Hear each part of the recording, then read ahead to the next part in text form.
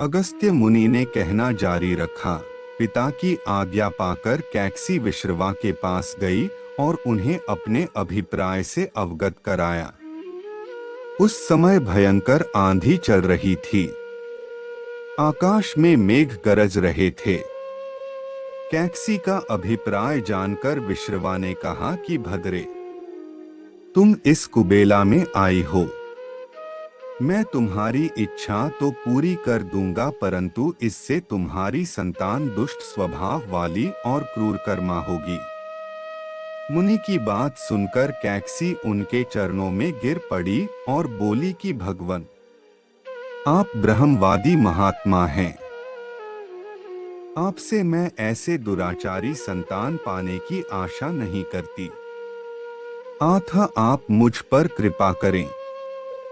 कैकसी के वचन सुनकर मुनि विश्रवा ने कहा कि अच्छा, तो तुम्हारा सबसे छोटा पुत्र सदाचारी और धर्मात्मा होगा। इस प्रकार कैकसी के 10 मुख वाले पुत्र का जन्म हुआ, जिसका नाम दशग्रीव रखा गया। उसके पश्चात कुंभकर्ण, शूर्पणखा और विभीषण के जन्म हुए। दशग्रीव और कुंभकर्ण अत्यंत दुष्ट थे, किंतु विभीषण धर्मात्मा प्रकृति का था। दशग्रीव ने अपने भाइयों सहित ब्रह्मा जी की तपस्या की। ब्रह्मा के प्रसन्न होने पर दशग्रीव ने मांगा कि मैं गरुड़, नाग, यक्ष, दैत्य, दानव, राक्षस तथा देवताओं के लिए अवध्य हो जाऊं। ब्रह्मा जी ने तथास्तु कहकर उसकी इच्छा पूरी कर दी। विभीषण ने धर्म में अविचल मति का और कुंभकर्ण ने वर्षों तक सोते रहने का वरदान पाया। फिर दशग्रीव ने लंका के राजा कुबेर को विवश किया कि वह लंका छोड़कर अपना राज्य उसे सौंप दे। अपने पिता विश्रवा के समझाने पर कुबेर ने लंका का परित्याग कर दिया और रावण अपनी सेना, भाइयों तथा सेवकों के साथ लंका में रहने लगा। लंका में जम जाने के बाद अपने बहन शूर्पणखा का विवाह कालका के पुत्र दानवराज विद्युविह्वा के साथ कर दिया। उसने स्वयं दिति के पुत्र मय की कन्या मंदोदरी से विवाह किया, जो हेमा नामक अप्सरा के गर्भ से उत्पन्न हुई थी। विरोचन कुमार बलि की पुत्री वज्रज्वला से कुंभकर्ण का और गंधर्वराज महात्मा शैलूष की कन्या सरमा से विभीषण का विवाह हुआ। कुछ समय पश्चात मंदोदरी ने मेघनाद को जन्म दिया, जो इंद्र को परास्त कर संसार में इंद्रजित के नाम से प्रसिद्ध हुआ।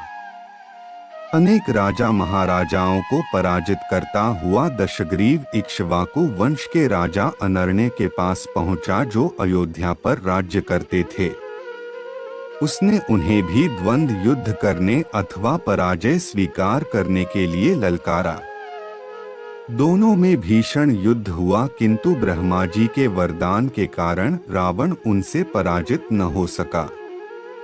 जब अनर्ण्य का शरीर बुरी तरह से क्षत-विक्षत हो गया, तो रावण इक्ष्वाकु वंश का अपमान और उपहास करने लगा। इससे कुपित होकर अनर्ण्य ने उसे शाप दिया कि तूने अपने व्यंग्यपूर्ण शब्दों से इक्ष्वाकु वंश का अपमान किया है, इसलिए मैं तुझे शाप देता हूँ कि महात्मा इक्ष्वाकु के इसी वंश में दशरथनंदन राम का जन्म होगा, जो तेरा वध करेंगे। यह कहकर राजा स्वर्ग सिधार गए। रावण की उद्दंडता में कमी नहीं आई। राक्षस या मनुष्य जिसको भी वह शक्तिशाली पाता, उसी के साथ जाकर युद्ध करने लगता। एक बार उसने सुना कि किष्किंधापुरी का राजा वाली बड़ा बलवान और पराक्रमी है, तो वह उसके पास युद्ध करने के लिए जा पहुंचा। वाली की पत्नी तारा के पिता सुषेण, युवराज अंगद और उसके भाई सुग्रीव ने उसे समझाया कि इस समय वाली नगर से बाहर संध्योपासना के लिए गए हुए हैं। वे ही आपसे युद्ध कर सकते हैं और कोई वानर इतना पराक्रमी नहीं है जो आपके साथ युद्ध कर सके। इसलिए आप थोड़ी देर उनकी प्रतीक्षा करें। फिर सुग्रीव ने कहा कि राक्षसराज, सामने जो शंख जैसे हड्डियों के ढेर लगे हैं, वे वाली के साथ युद्ध की इच्छा से आए आप जैसे वीरों के ही हैं। वाली ने इन सब का अंत किया है। यदि आप अमृत पीकर आए होंगे तो भी जिस क्षण वाली से युद्ध करेंगे, वह क्षण आपके जीवन का अंतिम क्षण होगा। यदि आपको मरने की बहुत जल्दी हो तो आप दक्षिण सागर के तट पर चले जाइए, वहीं आपको वाली के दर्शन हो जाएंगे। सुग्रीव के वचन सुनकर रावण विमान पर सवार हो तत्काल दक्षिण सागर में उस स्थान पर जा पहुंचा जहां वाली संध्या कर रहा था। उसने सोचा कि मैं चुपचाप वाली पर आक्रमण कर दूंगा। वाली ने रावण को आते देख लिया, परंतु वह तनिक भी विचलित नहीं हुआ और वैदिक मंत्रों का उच्चारण करता रहा। जो ही उसे पकड़ने के लिए रावण ने पीछे से हाथ बढ़ाया, सतर्क वाली ने उसे पकड़कर अपनी काख में दबा लिया और आकाश में उड़ चला। रावण बार बार वाली को अपने नखों से कचोटता रहा, किंतु वाली ने उसकी कोई चिंता नहीं की।